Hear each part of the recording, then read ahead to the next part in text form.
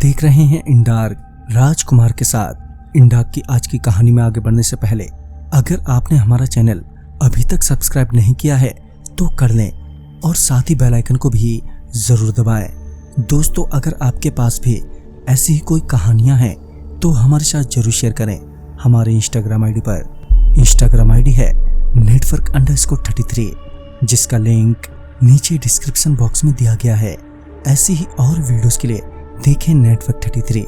तो चलिए बढ़ते हैं आज की कहानी की ओर। उस शाम मैं घर में बैठे बैठे यही सोच रहा था कि मैं कहाँ जाऊं अपना मन लगाने के लिए, क्योंकि मेरा कई दिनों से घर पर जी नहीं लग रहा था।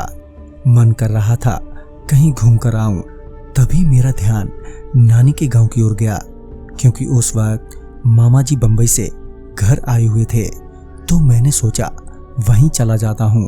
इसी बहाने मामा जी से ढेर सारी बातें भी कर लूंगा।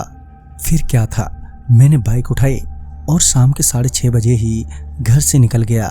मेरी नानी का घर मेरे घर से लगभग 14 किलोमीटर की दूरी पर था, तो मैं बिना ज्यादा सोचे ही घर से चल दिया। अब चलते चलते थोड़ा अंधेरा छा गया, पर मैं अपनी रफ्तार से आगे ही बढ़े जा रहा था।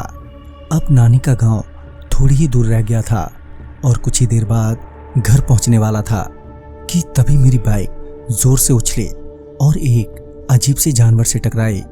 मैं कराहता हुआ उठा और आसपास देखा तो वहां पर कोई भी नहीं दिख रहा था।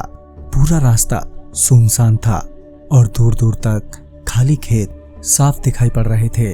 फिर वो जानवर कहाँ गया, मैं इसी सोच में था कि तभी मेरे कंधे पर पीछे से किसी ने हाथ रख दिया। हाथ रखते ही मैं एकदम से सक पका गया। मैं धीरे से पलटा तो मैं जोर की चीख के साथ नीचे गिर पड़ा। बड़ा अजीब सा भयानक जीव था वो। ना तो वो इंसान था और ना ही कोई जानवर। उसकी खून भरी आंखों को देखकर मेरी हिम्मत नहीं हो रही थी कि मैं उठकर वहां से भाग जाऊं। बस बेबस नीचे पड़ा, चीखे ही जा रहा था। तभी उस जीव ने मेरी गर्दन पकड़ ली और मुझे जोर से पेड़ में देकर मारा और गहरी चोट की वजह से मेरी आंखों के आगे अंधेरा सा छाने लगा। तभी मुझे एक ट्रैक्टर की आवाज सुनाई दी।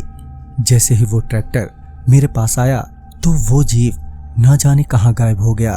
मेरी बिगड़ती हालत को देखकर ट्रैक्टर पर बैठे कुछ लोग मुझे गांव में ले आए और गांव के ही एक डॉक्टर से दवा दिलवाई।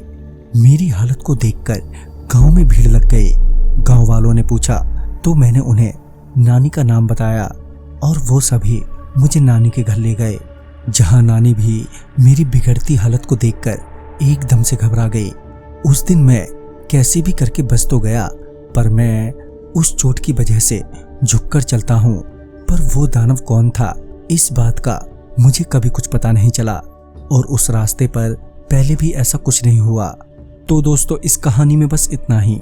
कहानी आपको पसंद आई हो तो लाइक शेयर करें और साथ ही हमें कमेंट बॉक्स में जरूर बताएं।